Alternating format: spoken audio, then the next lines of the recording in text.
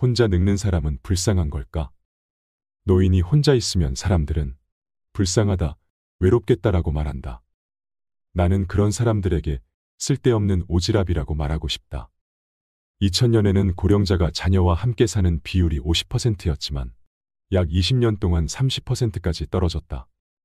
부부 가구의 비율은 33%로 고령자 가구의 독거 비율을 합하면 50%를 넘는다.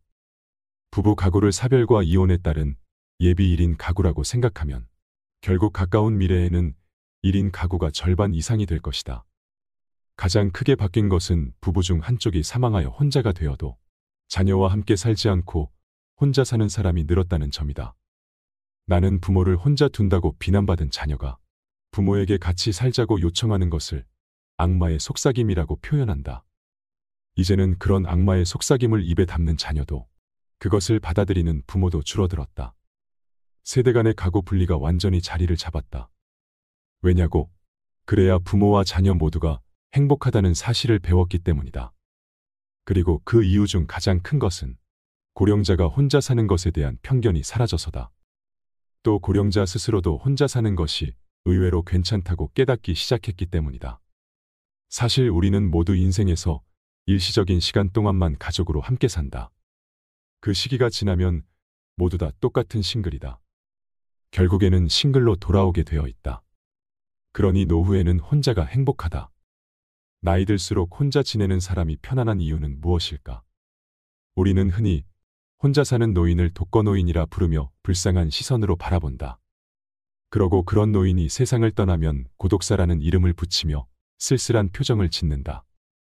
그런데 정말 그 노인은 고독하고 불행했을까? 일반적인 생각과 달리 1인 가구의 행복지수는 2인 가구의 그것보다 훨씬 높으며 자살률 역시 1인 가구보다 2인 가구가 더 높다고 한다.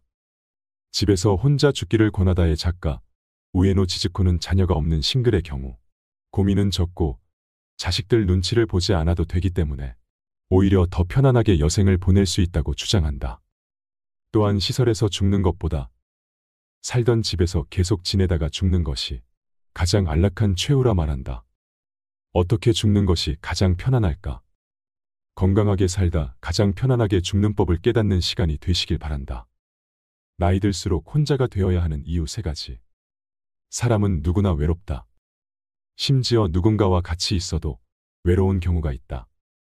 젊어서 외로운 것도 걱정이지만 나이 들수록 외로움은 괴로움으로 다가온다. 그런데 신기하게도 남들과 활발히 교류하지 않고 혼자 있어도 행복해 보이는 사람들이 있다. 혼자 살아가지만 자신의 삶에 만족하는 사람들을 볼 수 있는데 도대체 무엇이 그들을 행복하고 편안하게 만들었는지 알아보자. 나이 들수록 혼자가 되어야 하는 이유 1번째. 주변 사람을 힘들게 한다. 대부분의 사람들은 혼자가 되는 것을 두려워한다. 그래서 자신의 외로움과 두려움을 채우기 위해 주변 사람에게 집착하고 의존하게 된다. 심지어 나를 갉아먹는 사람들에게조차 매달리는 경우도 있다. 이처럼 자신의 외로움과 두려움을 스스로 해결하지 않고 타인에게 지나치게 의존해 해결하려고 한다면 결국 자신과 타인 모두가 괴로워질 것이다. 상대방에게 휘둘리거나 이용당하기 쉬울 뿐만 아니라 지나친 집착으로 가족이나 친구를 괴롭게 만들 수도 있다. 혼자 시간을 보낼 줄 모르면 누군가의 사랑과 관심을 애걸복걸하게 된다. 작은 것에도 예민하게 반응하고 섭섭해하며 남이 챙겨주기를 끊임없이 기대하고 요구하게 된다. 혼자 밥 먹을 줄 몰라 누가 챙겨주기를 바라고 만날 때마다 신세한 탓만 한다면 주변 사람들과 가족들은 점점 지쳐갈 것이다. 이런 일이 반복되면 상대방과의 갈등은 커질 수밖에 없고 서로가 관계에 불편함을 느끼게 될 것이다. 결국 혼자가 되는 방법을 모르는 사람, 타인에게 지나치게 의존하는 사람 곁에는 아무도 남지 않게 된다. 외로움을 피하려다가 더 외롭고 괴로워지는 것이다. 영국 정신분석가 앤서니 스톤은 말했다. 인간의 불행은 고독할 줄 모르는 데서 온다. 혼자가 되는 것이 나쁜 것만은 아니다. 자신을 위해 할 수 있는 일들이 너무나 많다. 자신의 두려움을 타인에게 의존해 해결하지 말고 스스로 두려움을 극복해 삶을 발전시키고 행복해져야 하겠다. 나이 들수록 혼자가 되어야 하는 이유 2번째. 좋은 인간관계를 유지하기 위해 필요하다. 좋은 인간관계를 유지할 수 있다. 역설적이게도 좋은 인간관계를 유지하기 위해 혼자만의 시간을 잘 보내는 것이 중요하다. 혼자가 되기를 두려워하고 피하려고만 하는 사람은 남들의 기준에 끌려다니거나 지나친 집착으로 자신과 타인을 힘들게 한다. 하지만 혼자 되기를 받아들이고 고독을 즐길 줄 아는 사람은 자신의 삶을 발전시키며 살아가게 된다. 외로움과 고독은 비슷한 단어처럼 보이지만 사실은 큰 차이가 있다. 신학자 폴 틸리이는 말했다. 외로움은 혼자 있는 고통을 표현하기 위한 말이고 고독은 혼자 있는 즐거움을 표현하기 위한 말이다. 혼자가 되라는 건 세상과 단절하라는 말이 아니다. 혼자만의 시간을 가지고 나와 대화하며 깊은 사유를 해보자는 것이다. 그 과정에서 자신의 진짜 두려움이 무엇인지 답을 얻는다면 자연스레 치유가 될 것이다. 무엇보다 이렇게 혼자 있는 능력을 키운 사람은 관계에 대한 실망과 집착에서 자유로워진다. 나에게 부정적인 영향을 주는 사람에게 의존할 필요도 없어진다. 그래서 굳이 노력하지 않아도 좋은 관계만 남게 되고 좋은 사람들과 존중하며 살아갈 수 있게 된다. 나이가 들면서 인간관계가 줄어든다고 걱정할 필요는 없다. 나도 모르는 사이에 좋은 사람만 곁에 남고 있다는 증거다. 나이 들수록 혼자가 되어야 하는 이유 세 번째. 삶의 질이 향상된다. 삶의 질을 높일 수 있다. 우리가 사는 세상에는 소음이 너무 많다. TV, 유튜브, 게임, 말소리, 메신저 등 하루 종일 너무 시끄러운 환경에 노출되어 있다. 이렇게 무방비하게 노출된 소음은 내가 스스로 생각하는 걸 멈추게 한다. 생각하는 걸 멈추고 스스로를 들여다보지 못하면 스스로 아무것도 하지 못하고 내면에 자리 잡은 나의 두려움과 마주하지 못하게 된다. 있는 그대로의 나를 수용하지 못하게 된다. 반면 혼자만의 시간을 보내고 내면의 힘을 키운 사람은 나의 내면에서 말하는 것이 진짜 나임을 알 것이다. 그래서 혼자 있어도 고통스럽지 않고 편안하고 즐길 수 있게 된다. 누군가 자신을 챙겨주기 바라는 대신 자신이 배우고 싶은 것을 배우고 새로운 것에 도전하며 삶의 활력을 찾는다. 이처럼 혼자 있는 능력, 내면의 힘을 가꾸는 것은 자신의 힘을 키우고 삶의 질을 높이는 길이다. 혼자는 외롭지도 불안하지도 않다. 외로움과 불안을 조사했다. 외로움과 불안 비율을 동거고령자와 독거고령자로 나눠 조사한 결과 외로움은 대부분 일시적인 감정으로 일정 시기가 지나면 익숙해진다. 따라서 싱글이 된 지 얼마 안 된 초보 싱글은 외로움을 느끼지만 처음부터 혼자라면 외로워하지 않는다. 나는 애초에 외동으로 자라서 전혀 외롭지도 불안하지도 않아요. 다른 사람들이 외롭다고 하면 잘 이해가 안 됐어요. 왜 외롭다고 하는지 모르겠어요. 당연한 말이지만 가장 외로운 사람은 마음이 통하지 않는 가족과 함께 사는 고령자다. 사실 고령자의 자살률은 예상과 달리 독거고령자보다 동거고령자 쪽이 더 높다. 외로움과 만족도의 상관관계를 보면 예상대로 외롭지 않은 사람의 만족도가 높다. 하지만 외롭든 외롭지 않든 동거고령자는 독거고령자보다 만족도가 낮다. 이를 충격적인 결과라고 했다. 사례를 들어보겠다. 가족이 많고 몸 상태도 좋아서 외로움과 불안 모두 전혀 없어요. 하지만 만족도는 아무리 높아도 60점 정도예요. 가족과 함께 살면 아무래도 나를 억누르고 가족을 먼저 생각해야 하니까요. 당연히 생활에 대한 만족도가 낮아질 수밖에요. 그래도 싱글 입장에서는 이러니 저러니 해도 자녀가 있으면 안심이 되잖아. 무슨 일이 생기면 달려와 줄 수 있으니까 라고 불평할 수 있다. 하지만 자녀가 있는 사람, 없는 사람, 가까이에 사는 사람, 멀리 사는 사람으로 나눠 만족도와 고민, 외로움, 불안을 비교했다. 그런데 세상에 자녀가 없는 싱글의 만족도가 가장 높은 데다가 고민은 적고 외로움과 불안도 더 낮았다. 자녀가 가까이에 사는 사람이 멀리 사는 사람보다 고민이 더 많았는데 역시 눈앞에 안 보이면 일단 잊고 살 수 있는 게 맞는 말 같다. 한편 자녀가 멀리 사는 사람이 가까이에 사는 사람보다 불안이 높은 것은 그럴 만하다. 처음부터 자녀 없이 살면 특별히 외롭다고 느끼지 않는다. 조사 결과를 정리하면 이렇게 말할 수 있다. 만족스러운 노후의 3가지 조건. 나는 그동안 살던 집에서 계속 살기. 돈 부자보다 사람 부자 되기. 타인에게 신세 지지 않고 자유롭게 살기. 이상, 세 가지를 추구하며 살았다. 시설에 들어가는 것은 권하지 않았다. 오히려 내가 결론 내린 요소들은 어떠한 고급 시설에도 존재하지 않는다라고 단언했다. 부유층 대상의 요양시설을 봐도 내가 전혀 부러워하지 않는 이유다. 노후에는 혼자가 최고다. 가족이 없는 노후는 비참하다는 고정관념을 뒤집고 싶다. 싱글 중에는 스스로 선택한 사람과 어쩔 수 없이 된 사람이라는 두 종류가 있다. 싱글의 삶을 살 마음가짐이 있느냐 없느냐에 따라 나뉜다고도 말할 수 있다. 스스로 선택한 싱글 생활에는 외로움도 불안도 없다. 높은 만족도와 적은 고민을 보여주는 관련 데이터는 이 사실을 뒷받침해줄 강력한 지원군이다. 그런데도 미디어에서는 여전히 혼자 사는 고령자를 마치 사회 문제처럼 묘사할 때가 많다. 몇 번이나 반복하지만 혼자 사는 것과 고립은 다르다. 동거 가족이 있다고 해서 반드시 안심할 수도 없다. 만약 함께 사는 가족이 학대나 방치를 한다면 훨씬 더 위험할 수도 있다. 케어 매니저가 알려준 처우곤란 사례에는 가족과 동거 중이라 간병보험을 이용하지 못하거나 아예 집에 들어가지 못하는 경우가 나온다. 케어 매니저는 이럴 때면 따로 살면 좋을 텐데라고 한탄한다. 오히려 1인 가구면 돌봄을 위해 개입하는 게 훨씬 수월하기 때문이다. 부모와 자녀 세대를 분리할 때는 노인을 집에서 빼내는 게 아니라 젊은 사람이 나오는 게 도리다. 젊은 사람은 환경 변화에 적응하기 쉽고 애초에 집도 부모 집일 테니 말이다. 자신 명의의 집에서 나와야 하는 것은 말이 안 된다. 사례를 들어보자. 오랫동안 해외에서 살던 딸이 중년이 되자 엄마의 노후가 걱정된다며 혼자 사는 어머니의 집으로 돌아왔다. 며칠이 지나자 딸이 엄마가 이상하다. 시설에 보내드려야 할 것 같다며 나를 찾아왔다. 나는 딸의 얼굴을 똑바로 보며 당신이 나가세요라고 조언했다. 결국 딸은 근처의 아파트를 빌려 따로 살기 시작했다. 세대를 분리하자 어머니의 상태도 좋아졌다고 한다. 나중에 들어온 사람이 먼저 살고 있던 사람을 내쫓는다니 당치도 않다.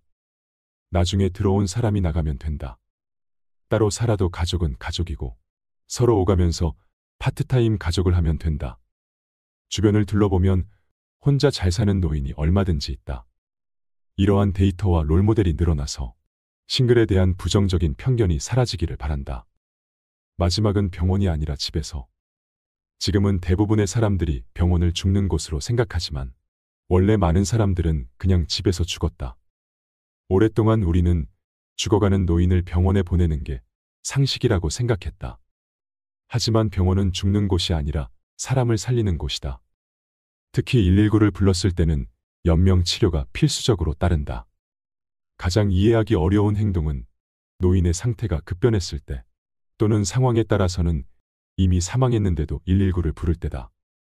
이런 행동은 연명치료나 심폐소생을 해달라는 부탁이나 마찬가지다. 그리고 나중에는 그럴 생각은 아니었다고 후회한다. 최근에야 비로소 이런 상식에 의문을 품기 시작했다. 젊은 사람이 감염병에 걸리거나 사고를 당하면 병원으로 달려가는 게 효과적이다. 하지만 죽음이 다가온 고령자에게는 무리한 연명치료를 한들 소용이 없다. 마지막은 병원에 서라는 생각은 의료 혜택을 받기 어려웠던 과거의 사고방식이다. 임종 때 한 번이라도 좋으니 아버지를 진료받게 해주고 싶은 마음 말이다. 하지만 그런 시대는 이미 지나갔다. 병원에서 죽는 비율이 요즘 드디어 감소세로 접어들었다. 그 대신 재택사와 시설 간호가 점점 늘어나고 있다.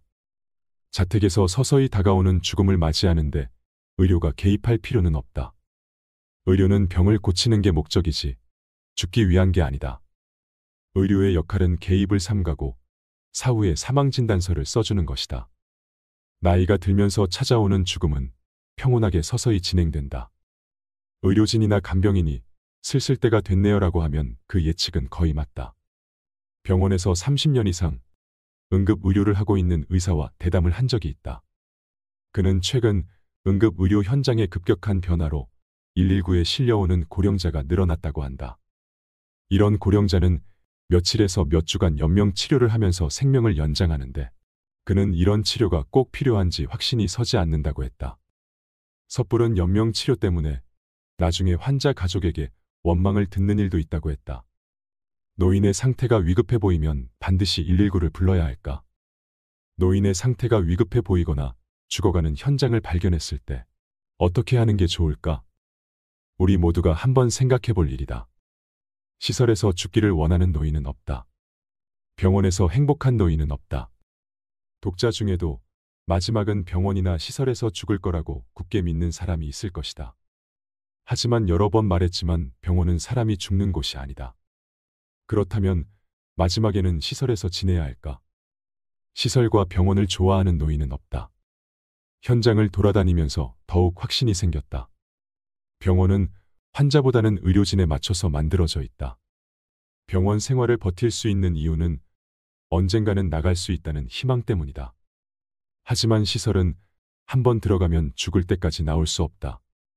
요양원과 요양병원에 한번 들어가면 죽기 전까지는 나올 수 없다는 말을 들어본 적이 없는가? 사실상 전 세계 고령자 간병의 흐름은 시설에서 주택으로 완전히 이동하고 있다. 고령자는 이를테면 중도 장애인과 비슷하다.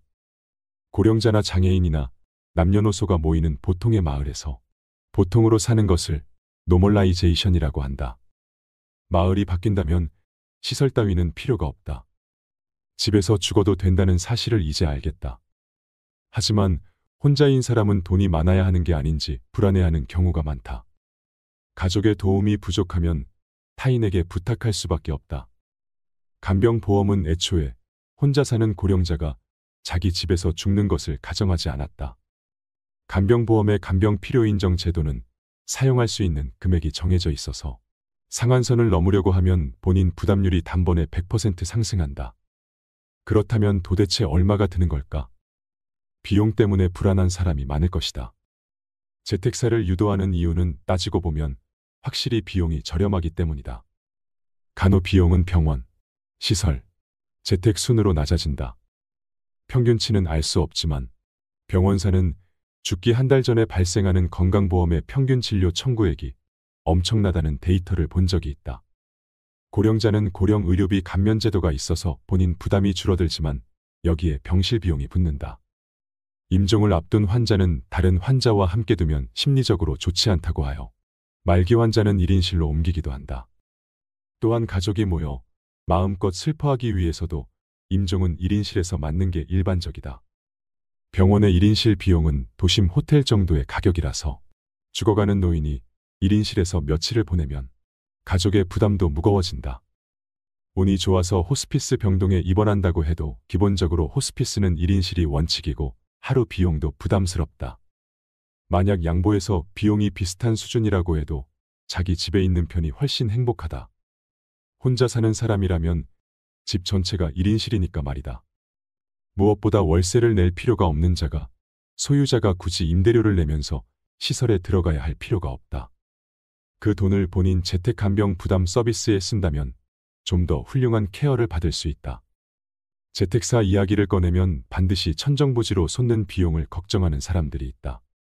이런 사람들은 임종을 앞둔 고령자에게 누군가가 24시간 꼭 붙어 있어야 한다고 생각한다. 실제로는 임종기라 하더라도 병원과 시설 모두 누군가가 24시간 옆을 지키지 않는다. 몇 시간 간격으로 회진을 돌 뿐이다. 그렇다면 집에서 정기적인 방문 서비스를 받는 것과 다를 게 없다. 병원에 있으면 항시 모니터를 통해 상태 체크는 해주겠지만 어차피 알람이 울려야 간호사가 달려온다. 교대 시간마다 간호사가 바뀌며 시시각각 바쁘게 움직이는 현장에서 모니터에 연결된 상태로 죽는 경우도 있다. 이를 병원 내 고독사라고 부른다. 너무 걱정된다면 집에 긴급 전화를 설치하는 게 낫다. 긴급 전화조차 누를 수 없는 상태라면 호흡, 혈압, 혈중 산소 포화도 등을 측정하는 모니터를 설치하여 의료센터와 연결하는 원격 시스템 등도 지금의 기술이라면 충분히 가능하다. 혼자 살며 상속인이 없는 고령자는 사후에 꽤 많은 금액의 자산을 남긴다. 상속인이 없으면 유산은 전액 국고로 들어간다. 어차피 그렇게 될 돈이라면 살아있을 때 제대로 쓰는 게 낫다.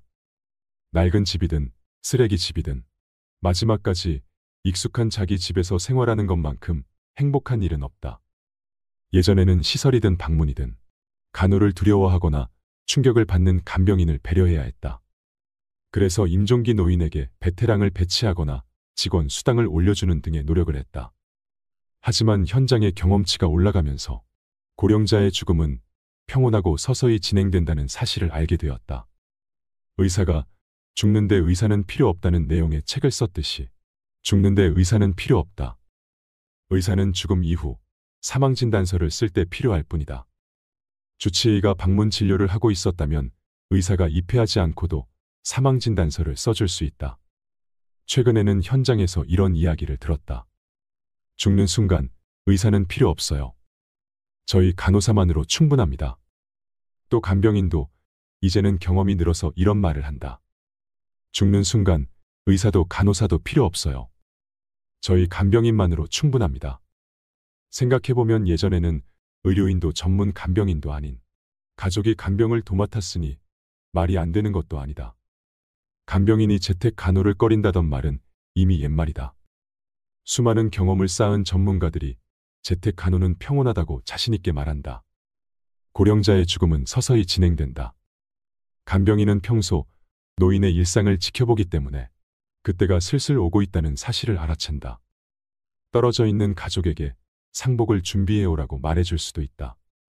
그러니 혼자서 죽고 싶지 않고 누군가가 지켜볼 때 죽고 싶다면 그게 불가능한 일은 아니다. 하지만 나처럼 평소에는 혼자 지내던 사람이 임종 때만 친족에게 둘러싸인다고 생각하면 너무 부자연스럽다. 가능하면 조용히 가게 해주면 좋겠다. 치매에 걸려도 집에서 혼자 죽을 수 있을까? 재택 간호는 충분히 가능하다. 혼자 살아도 가능하다. 암이라면 더 쉽다라고 말했는데 그것도 다 자기 결정 능력이 있을 때의 이야기다. 만약 자기 결정 능력을 잃게 된다면 치매는 증세가 심해지면 집에서 돌볼 수 없다. 하물며 혼자 사는 것은 무리고 시설에 들어가는 것을 당연하게 여긴다. 전문가에게 치매여도 집에서 혼자 죽을 수 있을까요? 라고 물으니 아무래도 좀 어렵지 않을까요? 라는 대답이 돌아왔다. 치매를 마주하고 싶지 않은 이유는 우선 치매 고령자가 받는 대우가 얼마나 비참한지 알기 때문이다. 둘째로는 나도 치매에 걸릴지 모른다는 공포심이고 셋째로는 내가 치매에 편견이 있다는 점이었다. 치매는 아직 그 원인이나 예방법, 치료법이 밝혀지지 않았다. 지금의 치매약은 진행을 늦출 뿐 치료약은 아니다. 또 어떤 이는 나이를 먹는 자연스러운 현상이라고 말하기도 한다. 생각해보면 옛날에는 할아버지가 노망이 났다로 끝났는데 치매라는 진단명이 붙자마자 환자 취급을 받게 되었다. 정신병원은 가족과 시설 모두에 처치곤란인 환자를 받아주는데 그럼 치매 환자는 병원에서 어떤 치료를 받을까? 행동심리 증상이라는 문제 행동, 폭언과 폭행, 자신과 타인에 대한 공격성, 환청과 망상, 이식증과 농변 등을 억제하는 수단은 두 가지다. 하나는 신체 구속이나 실내 격리와 같은 물리적 행동 억제다. 또 다른 하나는 향정신성 약물을 투여하는 생리적 행동 억제다. 폭언과 폭행이라고는 해도 대부분 여기가 어디냐, 집에 보내달라, 밖에 나가고 싶다 등의 당연한 요구다. 대부분 가족한테 속아서 오기 때문에 집에 가고 싶다는 요구는 지당하다. 정신병원에서는 이러한 행동을 신체적 구속과 약물 투여로 억제한다. 환자는 확실히 얌전해지지만 반대로 생기는 잃는다. 정신병원이 아닌 고령자 시설에서도 치매 환자가 받는 처우는 매한가지다. 밖에 나가고 싶다는 환자를 자유롭게 외출하게 해주고 지칠 때까지 직원이 함께 다녀주는 시설은 미담이 될 정도로 희귀하다. 치매 환자라도 건강하다면 당연히 산책도 하고 싶을 것이다. 하지만 그런 일까지 하면 일손이 부족해서 버틸 수 없다는 것이 시설 측의 입장이다. 어느 고급 노인 시설에 갔더니 치매 환자가 복도를 왔다 갔다 하고 있었다. 그분이 거주하는 공간은 고층이었고 엘리베이터에는 암호가 필요해서 자유로운 출입이 불가능했다. 직원에게 물으니 산책하고 싶다고 하시길래 복도를 걸으시라고 했어요 라고 했다. 밖에는 밝은 햇볕이 내리쬐고 있었다. 개중에는 회로를 만들어 빙빙 돌 수 있도록 해둔 시설도 있다. 하지만 그 아무리 훌륭한 설계라고 해도 실내보다는 밖에 나가는 게 훨씬 기쁠 것이다. 치매에 걸리면 어쩔 수 없는 걸까? 나는 망연자실했다. 또 다른 하나는 약물 투여다. 알츠하이머의 진행을 억제한다고 알려진 도네페질 등은 한번 먹기 시작하면 평생 먹어야 한다는 점에서 고혈압 약이나 당뇨병 약과 똑같다. 게다가 병이 진행될수록 투약하는 양은 점점 늘어간다. 치매 환자 700만 명 시대는 거대한 시장이기 때문에 제약회사가 만반의 준비를 하는 것도 무리가 아니다. 치매의 진실이라는 책을 보면 투약하는 양이 늘어서 좋을 게 하나도 없다고 한다. 나는 이 글을 읽고 놀랐다. 약을 먹으면 의식 상태가 저하되면서 환자가 얌전해지지만 약이 뇌 활동을 억제한다고 한다. 실제로 주변에서 들려오는 말은 약을 줄이거나 아예 끊은 이후에 오히려 상태가 개선되었다는 이야기뿐이다. 젊은 지인 중 한 사람은 어머니를 만나러 시설에 갈 때마다 어머니의 표정이 사라지고 있다는 사실을 눈치챘다. 아무래도 약을 먹고 있는 것 같은데 무슨 약인지 알려달라고 해도 신통한 답변을 들을 수 없었다. 이대로라면 어머니가 폐인이 될 것 같아서 딸은 어머니를 시설에서 빼내기 위해 여기저기 알아봤다. 그 이야기를 들으면서 나는 등골이 오싹해졌다. 이 어머니에게는 이렇게 걱정해주는 딸이 있지만 싱글인 내게는 그런 딸이 없기 때문이다. 앞으로 내가 어떻게 될지 걱정되었다. 최근에 케모브레인이라는 전문 용어를 알게 되었다. 곤도 마코토 씨의 최근작 이 약이 치매를 만들어낸다. 케모브레인이 되지 않는 13가지 지혜에 나온다. 이 용어는 약으로 생긴 뇌 장애를 가리키는 신조어인데 이런 말이 생겨날 정도로 서양에서는 널리 알려져 있다고 한다. 여기에는 치매약과 고혈압약, 콜레스테롤 억제제 등 한번 먹기 시작하면 멈출 수 없는 약이 대다수 포함되어 있다. 좀 더 나은 고령사회를 만드는 여성 모임이 고령자의 약 복용에 관한 실태 조사를 실시하고 보고서를 제출했다. 약에 의존하는 사람들이 많다는 사실은 이미 알고 있지만 답변자 중에는 의사 몰래 약을 버리는 사람도 상당수 있었다.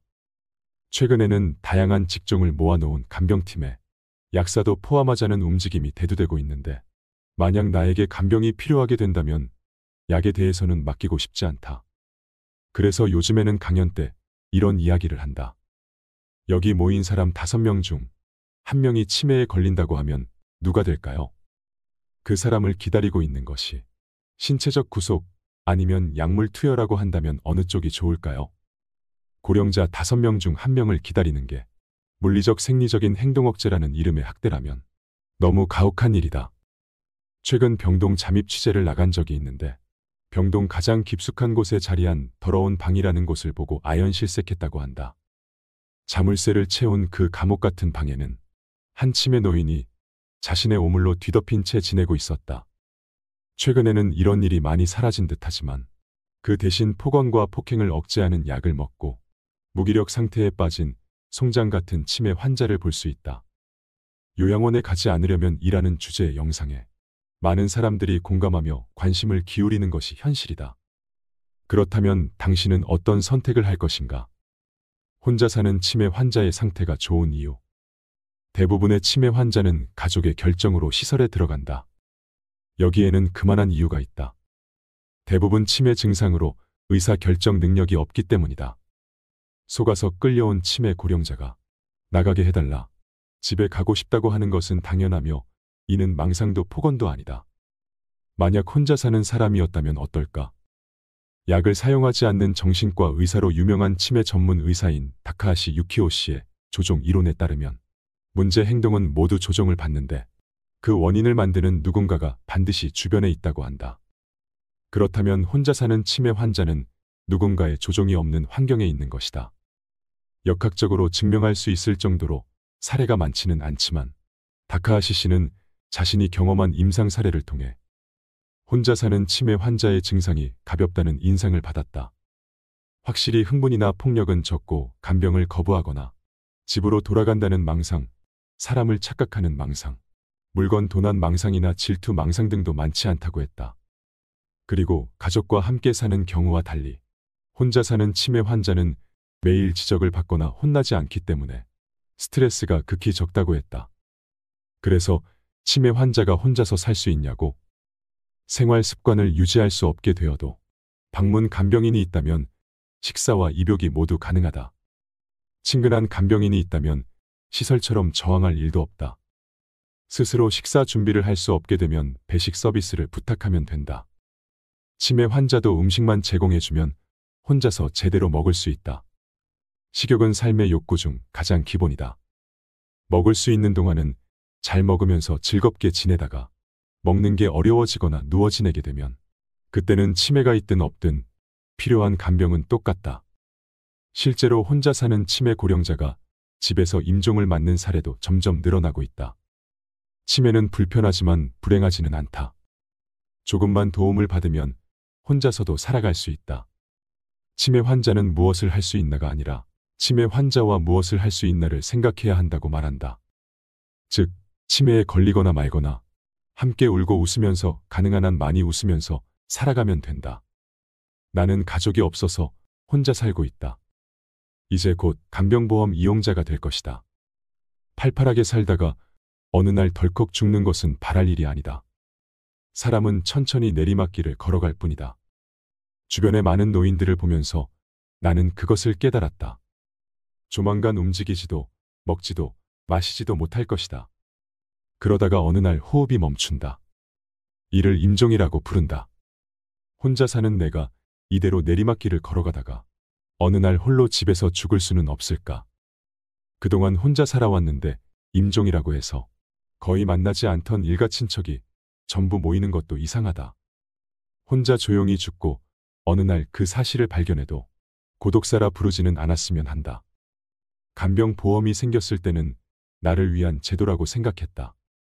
그 이후에도 나는 순조롭게 나이를 먹었고 그 사이에 사회도 변했다. 무엇보다 혼자 사는 고령자가 급속도로 늘어났고 불쌍함의 대명사였던 싱글의 이미지가 완전히 변했다. 최근에 어떤 남성 주간지에서 혼자가 되었을 때 실패하는 이유라는 특집 기사를 발견했다. 그 이유는 자녀와 함께 산다. 손자의 교육비를 내준다. 자녀에게 재산을 다 넘겨준다. 재혼한다 였다. 기사를 읽으면서 약 10년 만에 노후의 상식이 이렇게 바뀌다니 감개무량했다. 고작 10년 만에 노후의 상식이 180도 바뀌었다. 자녀와 함께 사는 것이 행복하다 해서 함께 살지 않는 것이 현명하다로 바뀌었다. 혼자 사는 것은 불쌍하다 해서 혼자 사는 것은 편하다로 바뀌었다. 이제는 혼자서 죽는 일만 남았다. 혼자 사는 것은 고립이 아니고 혼자 죽어도 고독사가 아니다. 그래서 재택사라는 새로운 말도 만들었다.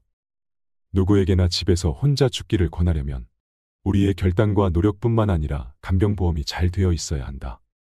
그런 의미에서 간병보험의 장점과 한계, 문제점도 생각해 보아야 한다. 우리나라 간병보험 제도는 절대 후퇴해서는 안 된다고 생각한다. 나아갈 길이 멀기 때문이다. 간병보험은 우리 유권자가 만든다. 우리 유권자가 간병보험을 좋게도 나쁘게도 만들 수 있다. 늙는 것은 누구도 피할 수 없다. 사망률은 100%이다. 5명 중 1명이 치매에 걸린다고 한다. 간병 없이 살겠다며 열심히 운동하고 치매를 예방한다고 두뇌 체조에 매달리기보다는 간병이 필요해져도 안심할 수 있는 사회, 안심하고 치매에 걸릴 수 있는 사회, 장애가 있어도 죽지 않는 사회를 만들기 위해 해야 할 일이 아직 너무나 많다. 당신도 함께 싸워준다면 기쁘겠다. 나이가 들수록 인간관계 폭이 좁아지고 사람들과의 만남도 점점 줄어듭니다. 평생을 가까이서 함께 늙어갈 것 같던 친구도 멀어지고 그마저 있던 지인들도 각자의 삶을 향해 떠나갑니다. 내 평생의 과제이자 선물이었던 자식들도 가정을 꾸리며 나와 함께하는 시간이 줄어듭니다. 외로움은 나를 불안하게 만드는 감정입니다. 같이 있으면 괴롭고 혼자 있으면 외롭다면 무엇을 택하겠습니까? 외로움을 택한다는 분들이 많습니다. 하지만 같이 있어도 외로운 경우가 적지 않습니다. 새로운 사람을 만나보고 싶어도 나이 먹고 새로운 인연을 만난다는 것도 쉬운 일이 아닙니다. 어떻게 하면 외로움을 이겨낼 수 있을까요? 젊을 때의 외로움도 막막하지만 나이가 들어갈수록 외로움은 두려움으로 다가옵니다. 그런데 간혹 남들과 교류하지 않고 혼자서 살아가지만 항상 웃으며 행복하게 지내는 사람들을 본 적 없으신가요? 도대체 무엇이 혼자 있음에도 만족하는 걸까요? 나이 들수록 혼자가 되어야 하는 이유가 있습니다. 허전하고 외롭다고 지난 인생을 돌아보며 탓할 필요 없습니다.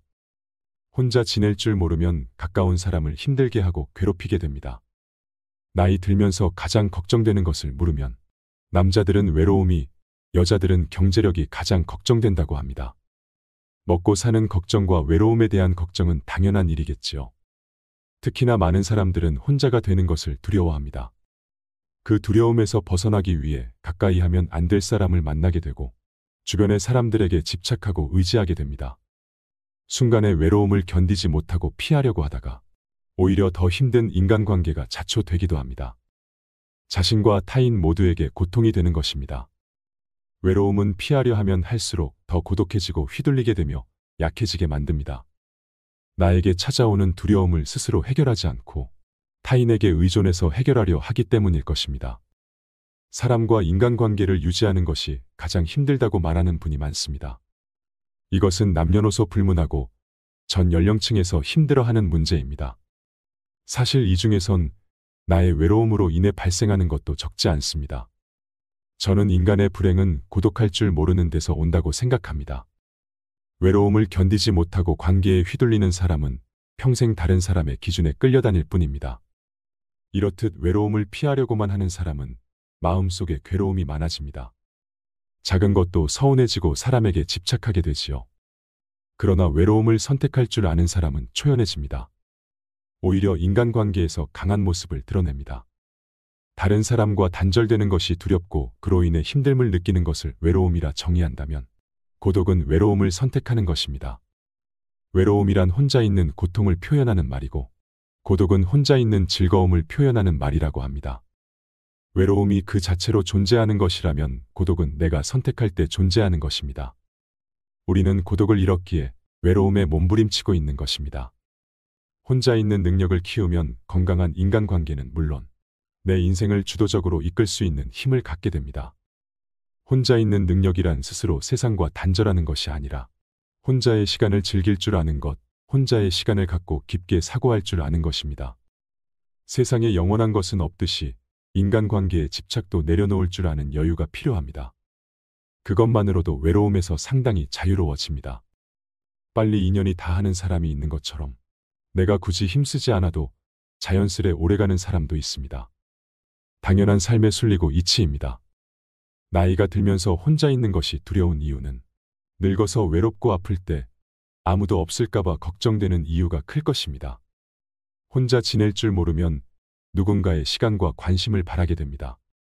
먼저 찾아와 주지 않는다, 알아서 챙겨주지 않는다는 불평불만이 늘어납니다. 그렇게 되면 주변 사람들과 자식들이 괴롭습니다. 여기에 고집이 대단하고 성질까지 고약하면 관계의 골이 더 깊어져서 정작 자신의 곁에는 아무도 남지 않게 됩니다. 본인 스스로 하지 않고 다른 사람이 나를 보살펴 주기만을 기대하는 것은 결국 자신만 괴로워지는 것입니다. 나이 들수록 혼자가 되고 나만의 삶을 즐겨야 하는 이유를 찾으셨나요? 나이 들수록 외롭지 않게 나만의 삶과 인생을 즐길 수 있는 방법을 깨닫고 혼자서도 편안하게 살아가는 인생을 걸어가시길 바랍니다.